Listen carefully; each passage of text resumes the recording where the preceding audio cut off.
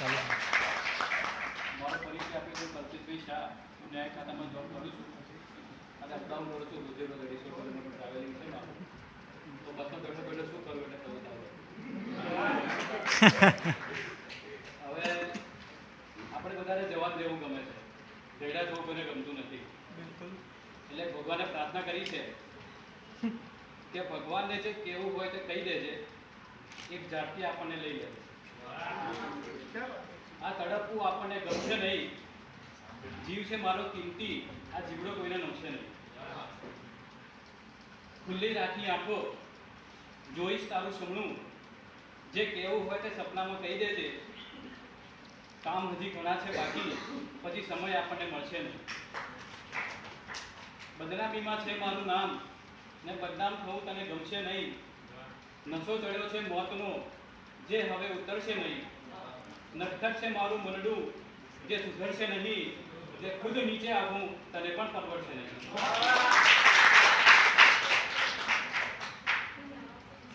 એક બીજી કવિતા છે.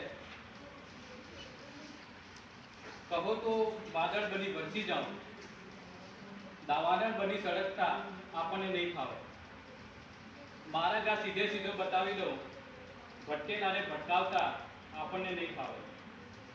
સિતારો બની તમતમ્યા કરું ગગનમાં, તૂટેલો તારો બની ખરતા આપણને નહીં ફાવે. તડકામાં છુપાયેલ છે કોઈનો પડછાયો, આપણને નહીં ફાવે. સૂરજને રોજ તાકી તાકીને જોયા કરું, આ ચાંદને ચમકાવતા આપણને નહીં ફાવે.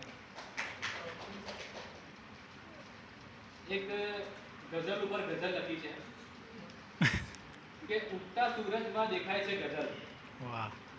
કિરણોના તેજમાં નાય છે ગઝલ.